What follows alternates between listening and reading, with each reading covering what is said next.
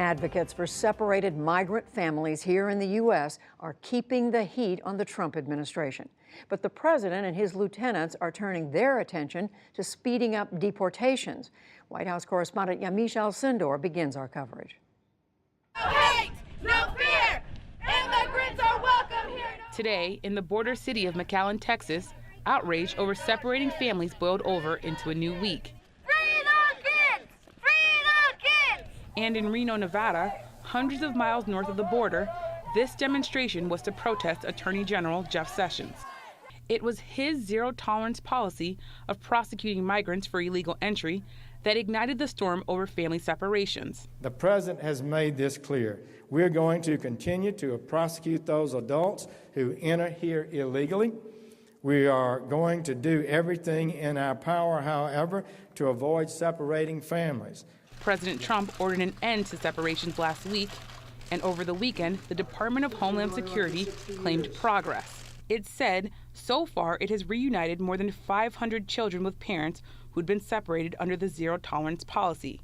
It said the Department of Health and Human Services was working to reunite another 2,000 or so separated children in its custody. And DHS said it was making information available to help detained adult migrants get in touch with their children. News reports, however, have underlined how difficult it will be. In Washington today, Democratic Senator Bill Nelson of Florida said the president's executive order did not provide much help. Nelson recently visited a Florida shelter housing separated children.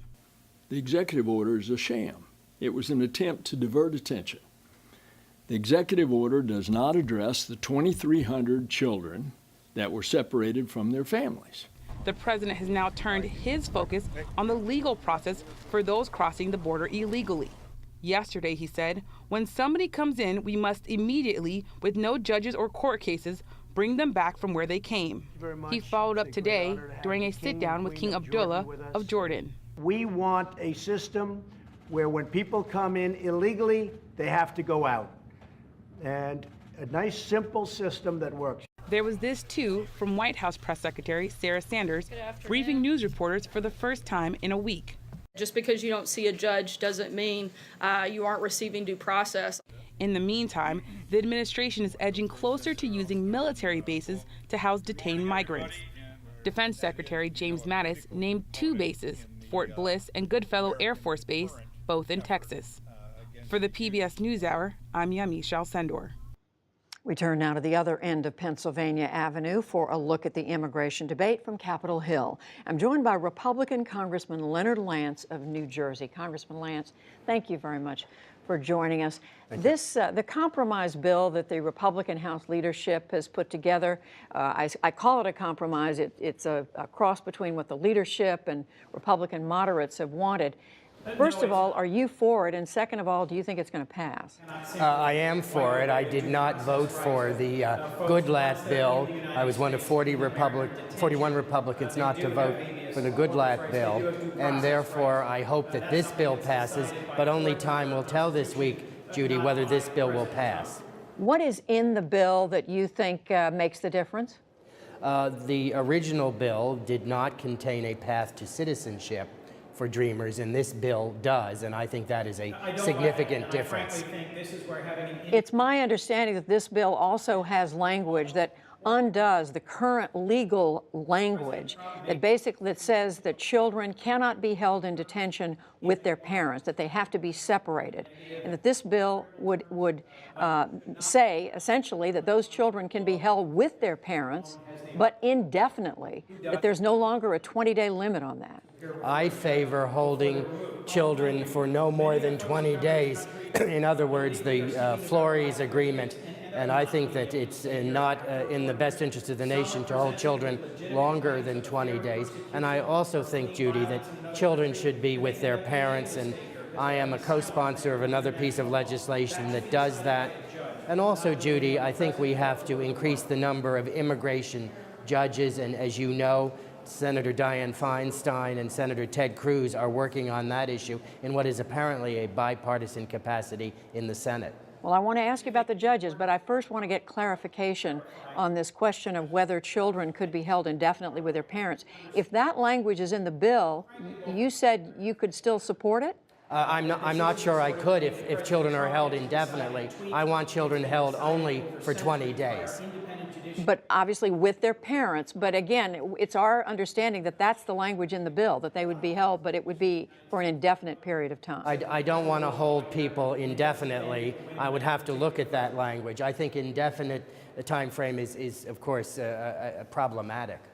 Well, let me ask you about the judges issue. Yes. The president has said we don't need more judges. You just said you've called for there to be a doubling, at least, of the judges who can deal with immigration cases.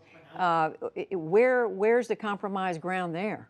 Well, I disagree with the president. I do think that we need more judges, and that is the end toward which others are working, and I am working. And we now have about 350 judges, immigration judges, Judy, and I think we should at least double the number to 700. But it sounds like you're far away from the president on that when he says we don't need these judges. That's correct. I disagree with what the president has said. I favor due process of law. I think that due process of law is important in this area as it is important in all areas, because some of those who are coming north are in a very challenging situation in their own countries, and we have to see whether there needs to be asylum.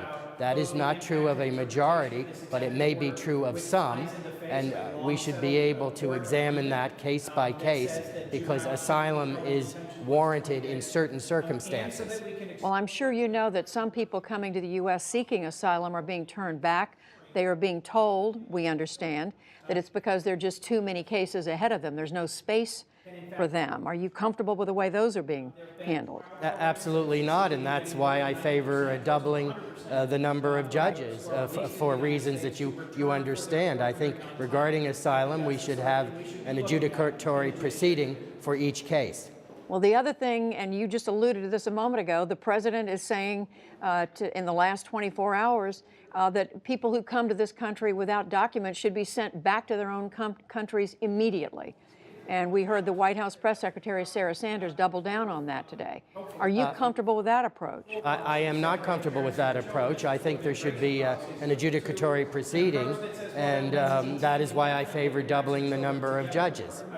But not to get too much into the weeds here, there's a difference in dealing with people coming asking for legal asylum and those simply saying, I want to come in.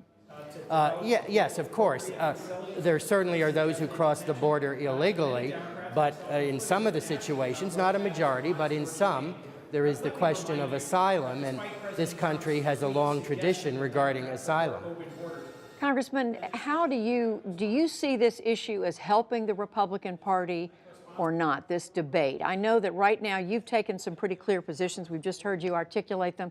You have Republican opposition in the primary in your district in New Jersey. Your opponent, among other things, has taken a more conservative view. Are you concerned that you may be more vulnerable because you oppose the president on some of these things? I was honored to have been renominated a couple weeks ago, and yes, I did have somebody to my right on this issue. It is, of course, a challenging issue for our nation, but I am confident my views are the views not only of the district I serve, Judy, but also of the American people. The American people want to secure our southern border, but they certainly want a process where there can be asylum, where that is warranted. But we have to move forward in a bipartisan capacity, Judy, and also we have to move forward recognizing that these are not mutually inconsistent. We can secure our southern border, but we also can have a legal process where asylum is warranted, that can be adjudicated appropriately. Do you believe this bill is going to pass this week, the compromise bill? I'm not sure of that. The more conservative bill did not pass. There were 41 of us on the Republican side who voted against it. I'm not sure this bill is going to pass, but we have to continue to work on the issue, and we have to work on the issue now, Judy. We can't wait until after the November election. Which is something I know you said the president had told House members he thought would be preferable. Congressman Leonard Lance of New Jersey, we thank you. Thank you very much, Judy.